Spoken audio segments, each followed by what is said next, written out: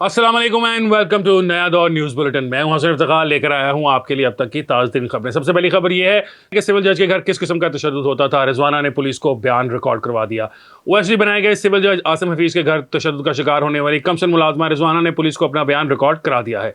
Police राय के मुताबिक रिजवाना ने अपने बयान में बताया कि जज की अहलिया मुझ पर रोजाना तशद्दुद करती थी।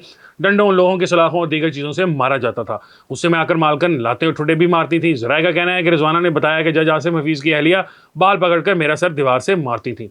मुझे कई कई रोज कमरे में बंद करके भूखा रखा जाता था। फैमिली बाहर जाती तो हफ्ता हफ्ता मुझे घर में बंद रखते। जराये के मुताबिक कमसन घरेलू मुलाजमा ने बताया कि मुझे माँ बाप से मिलने की इजाजत नहीं मिलती थी। टेलीफोन पर बात कराते। जज की अहलिया तशद्दुद का घर वालों को ना बताने का कहती और धमकाती। मेरे जख्मों की मरहम पट्टी भी नहीं कराते थे। पुलिस जराये का बताना है कि जज आसिम हफीज ताहाल JIT के सामने पेश नहीं हुए।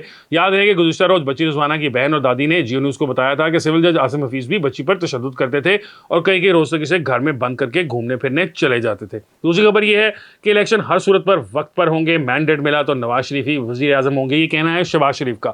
साबिक वजीर आजम शहबाज शरीफ ने कहा है कि इलेक्शन में मैंडेट मिला तो नवाज शरीफ ही वजीर आजम होंगे। जियो न्यूज़ से खुसूसी गुफ्तगू करते हुए साबिक वजीर आजम शहबाज शरीफ ने कहा कि इलेक्शन हर सूरत अपने मुकर्ररा वक्त पर होंगे और मैंडेट मिला तो नवाज शरीफ ही वजीर आजम बनेंगे। नवाज शरीफ मेरा लीडर है और मैं इनका कारकुन। उन्होंने कहा, मैं सियासत में जिद से नहीं बल्कि मामलात को मुज़ाकरात से हल करने की कोशिश करता हूँ। उनका ये कहना था कि बतौर वज़ीर आज़म सबसे बड़ी कामयाबी ये थी कि मुल्क को डिफ़ॉल्ट से बचा लिया। उन्होंने कहा 16 माह में दिन रात मेहनत करके अवाम की भलाई के लिए सब कुछ किया। शहबाज शरीफ का कहना था कि फजर की नमाज पढ़कर फारिग हुआ तो IMF की MD की कॉल आ गई। कॉल थी कि पाकिस्तान के साथ मुआहदा बहाल हो गया। मेरे लिए सबसे बड़ी खुशी की खबर थी। साबिक वज़ीर आज़म ने कहा कि तमाम सियासी जमातों से इलेक्शन में इत्तेहाद मुमकिन है। वज़ीर आज़म ने मजीद कहा कि सियासी मुकदमात तो हर सब पर बनते हैं, सब अब बर्दाश्त कर लेते हैं। बेटी और भतीजी को भी अदालतों में जेलों में घसीटा गया, लेकिन ये सब नाकाबिले बर्दाश्त था। उन्होंने कहा कि वज़ीर आज़म हाउस के तमाम अखराजात अपनी जेब से अदा किए। एक सवाल के जवाब में शहबाज शरीफ ने कहा कि मुझे खाना पकाना बिल्कुल नहीं आता, दाल रोटी बहुत पसंद है, स्विमिंग करता हूँ और डॉक्टरों ने मेरी कमर के लिए यही तजवीज़ किया है। तीसरी खबर यह है कि चीफ जस्टिस ऑफ पाकिस्तान का कहना है कि नहीं समझते 2023 की कानून साजी के बाद नैब तरामीम का जायज़ा ले सकते हैं।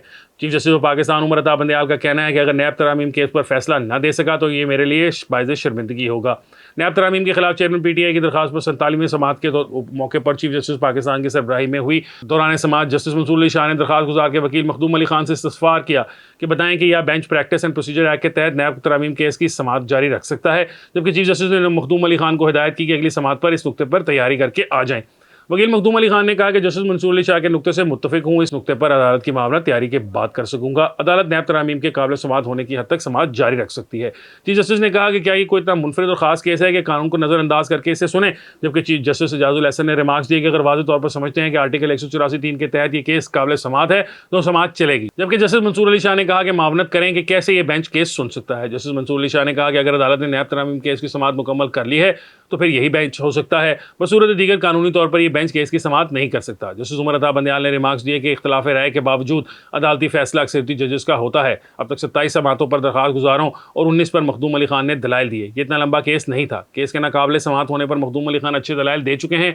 चीफ जस्टिस पाकिस्तान ने मखदूम अली खान से मुकालमा करते हुए पूछा, आप समाअत से बचना क्यों चाह रहे हैं? जिस पर वकील मखदूम अली खान ने कहा, ये केस से नहीं बच रहा, बतौर वकील अदालत की मुआवनत मेरा फ़र्ज़ है।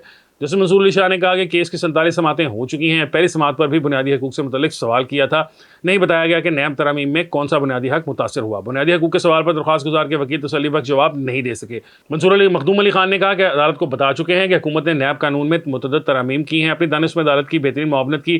ख्वाजा हारिस पिछले 3 माह से चेयरमैन PTI के बेशतर मुकदमात के लिए भाग दौड़ कर रहे हैं। चीफ जस्टिस पाकिस्तान ने वकील दरख्वास्त से मुकालमा करते हुए कहा कि हम ये समझते हैं, लेकिन मैं नहीं समझता कि 2023 में की गई तरामीम का जायज़ा हम ले सकते हैं। अदालत के सामने 2022 की तरामीम चैलेंज की गई थी। नई नैब तरामीम और अपने तहरीरी जवाब जमा कराएं। जस्टिस उमर बंदयाल ने रिमार्क्स दिए कि केस को निपटाना चाहते हैं क्योंकि बेंच के एक रुकन की रिटायरमेंट करीब है। ये इंतहाई अहम मुकदमा है, मुझे हर सूरत फैसला देना होगा। सुप्रीम कोर्ट ने नैब तरामीम केस की समाअत 28 अगस्त तक मुलतवी कर दी है और कहा है कि 28 अगस्त को आपको सुनकर फैसला करेंगे कि ये केस काबिल समाअत है भी या नहीं। चौथी खबर यह है कि कोरोना वायरस की नई किस्म किस हद तक खतरनाक साबित हो सकती है, इसके बारे में नई रिसर्च आ गई है। कोरोना वायरस की वबा को 3.5 साल से ज़्यादा अरसा हो गया है, मगर ये वायरस अब भी खुद को मुसलसल बदल रहा है। ये वजह है कि हर चंद माह बाद इसकी एक नई किस्म उभर कर सामने आती है।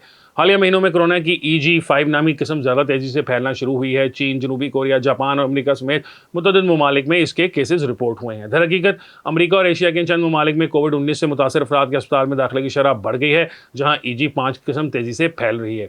इस नई किस्म को ऑनलाइन वायरस कहा जाता है, मगर फिलहाल इसका कोई ऑफिशियल नाम नहीं रखा गया। ये नई किस्म कब सामने आई, इस बारे में सबसे पहले फरवरी 2023 में इसको दरियाफ्त किया गया था और कुछ ममालिक इसके केसेस बढ़ने पर अगस्त के शुरू में आलमी इदारा सेहत ने इसे वेरिएंट ऑफ इंटरेस्ट करार दिया था। आलमी इदारे ने खदशा जाहिर किया है कि नई किस्म मुमकिन तौर पर तेजी से फैल सकती है और कोविड के खिलाफ मदाफती निज़ाम को हासिल तहफ़्फ़ुज़ पर हमलावर हो सकती है। तिबी माहिरीन ने बताया कि बज़ाहिर ये किस्म ज़्यादा मुतअद्दी या बहुत तेजी से फैल सकती है। अगरचे इस नई किस्म से केसेस की तादाद में इजाफा हो सकता है, मगर माहिरीन के मुताबिक ऐसी शवाहिद मौजूद नहीं जिनसे साबित हो कि इससे ज़्यादा लोग बहुत बीमार हो सकते हैं। उन्होंने बताया कि बीमारी से तहफ़्फ़ुज़ के लिए हासिल मदाफ़ के मुकाबले में संगीन बीमारी के खिलाफ हासिल मदाफ़ में फ़र्क है। उन्होंने मज़ीद बताया कि ऐसे केसेस की तादाद में इजाफा रवायती है, क्योंकि जब भी कोरोना की कोई नई किस्म उभरती है तो केसेस की तादाद भी बढ़ जाती है। इनका कहना था कि वायरस के फैलाव बढ़ने का मतलब ये नहीं कि खतरा भी बढ़ गया है, इसका मतलब ये है कि हमें किसी हद तक कोविड की एक नई लहर का सामना है।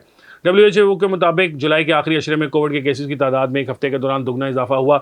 24 जुलाई को 3,31,308 केस रिपोर्ट हुए थे और 31 जुलाई को ये तादाद 6,72,000 तक पहुंच गई थी। वैक्सीन से किस हद तक तहफ़्फ़ुज़ अब मिल सकता है? मुतअद्दिद कंपनियां जैसे फाइजर और मॉडर्ना कोरोना की बेशतर इक़साम के खिलाफ ज़्यादा तहफ़्फ़ुज़ फराहम करने वाली नई वैक्सीन पेश करने के लिए तैयार हैं। मीडिया रिपोर्ट्स के मुताबिक सितंबर में इन कंपनियों की नई वैक्सीन मुतारफ़ कराई जा सकती है, जो कोरोना की किस्म XBB 1.5 को मद्देनज़र रखकर तैयार की गई हैं। ये किस्म भी EG5 से मिलती जुलती है और माहिरीन का ख्याल है कि नई वैक्सीन से क़ुव्वत मदाफ़त को बढ़ाने में मदद मिलेगी। आज के लिए इतना ही है बुलेटिन के अंदर। इंशाल्लाह आपसे मुलाकात होगी एक और न्यूज़ बुलेटिन के साथ। मुझे हसन तहा को दीजिए इजाज़त। अल्लाह हाफ़िज़।